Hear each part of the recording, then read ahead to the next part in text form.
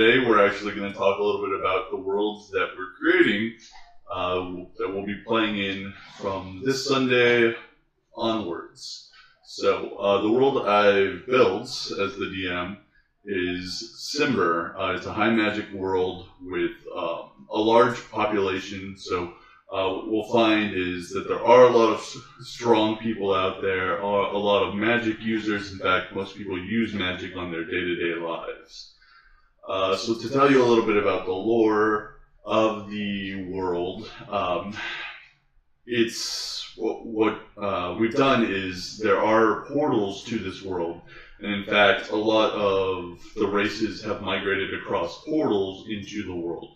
So the history of the world is about 6,000 years old, with orcs being the first race to come across through a portal.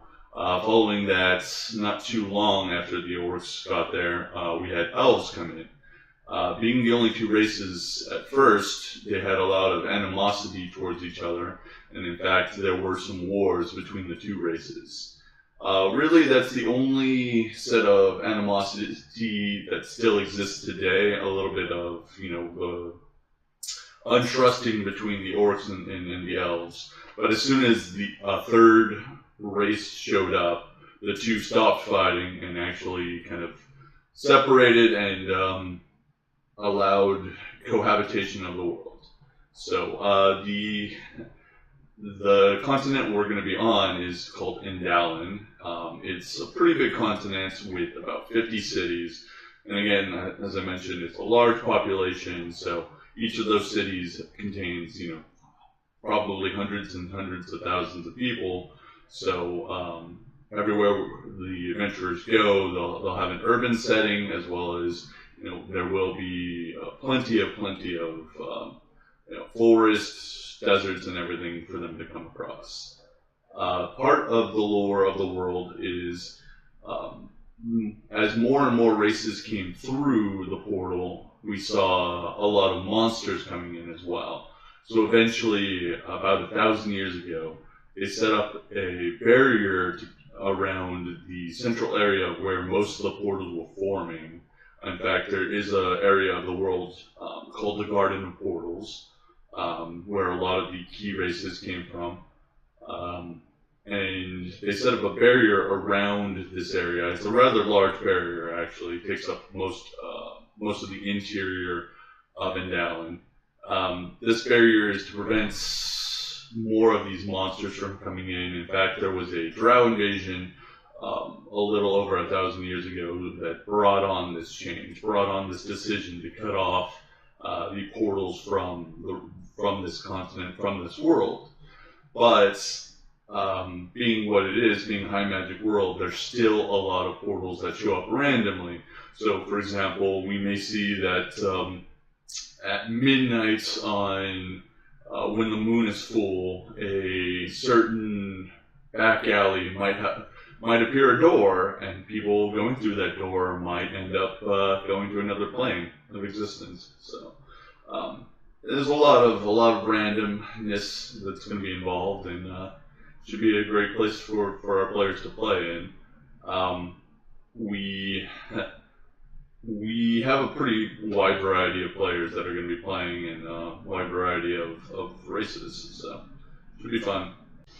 Okay, so what I really want to talk about is there are a couple organizational structures that are in place in Endalin, one of them being the houses. So a lot of people who migrated from across these portals, they kept their heritage, they kept track of their history, and a lot of them, brought in money with them. So these rich houses that track their history and heritage for a long time have established themselves, and there are about 24 houses out there that go across a lot of the different races. So we have Zurai, we have halflings, we have orcs, elves. They all have houses, so it covers most of the basic set of character races.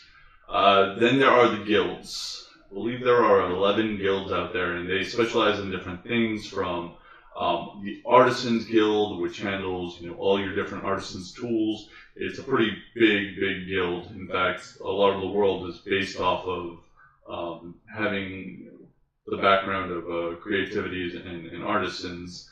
So they wield a lot of power. Beyond that is the Sailors and Shipwrights Guild, the SNS. Basically, they anyway, isn't that a bad thing? SNS is a bad thing. SNS, I think it's fine. Okay, we're definitely cutting this out. Let me research. Yeah, that's kind of what I'm wondering. Anyway, so yes, the Sailors and Shipwrights Guild actually covers not only just your typical ships, but also recently created airships. In the last few years, they've been able to finally break through that technology and create airships. So there are roughly about 6 in commission right now that are known, with routes all over Endalin. Beyond that, we have a lot of the other guilds, the Merchants Guild, and let's see, you can cut this out too. And then SNS is fine. SNS, okay.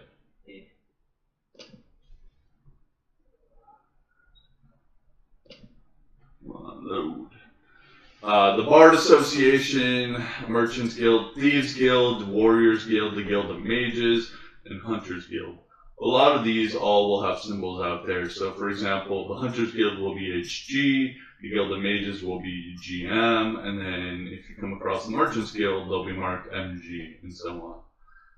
So, as we come across, we'll see some areas that are designated by that. What I will say is the guilds and the houses don't like each other very much. In fact, the houses think the guilds have too much power now and are always trying to find ways to undercut them.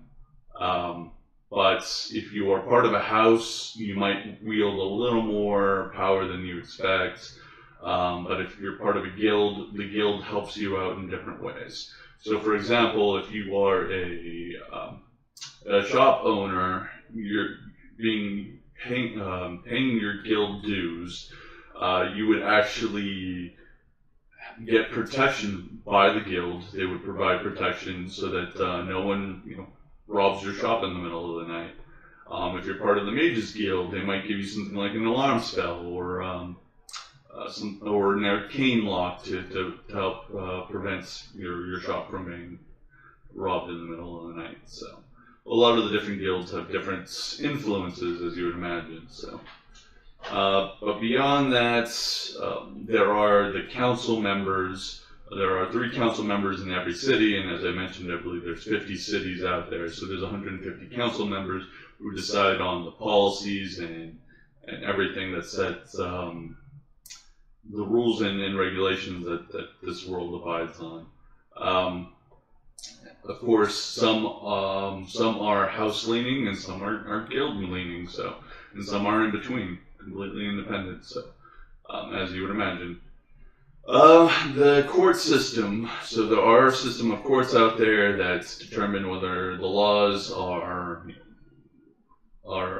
what they should be, or if the laws are illegal, as you might, as well as interpreting it. So if the law was meant in one way, they'll make sure it's upheld in that one way and not the other ways. So that's pretty good out there. Let's see.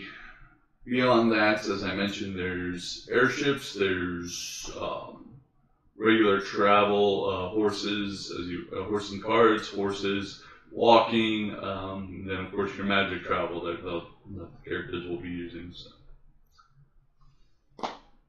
Alright, let me take one other look and see if I forgot anything.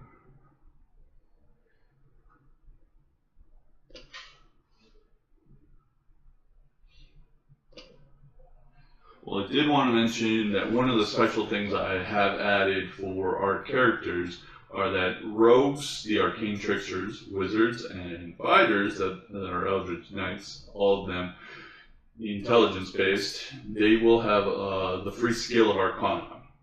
Now, Warlocks, Sorcerers, Bards, Paladins, the Charisma-based ones, they will actually have freely given Intimidation.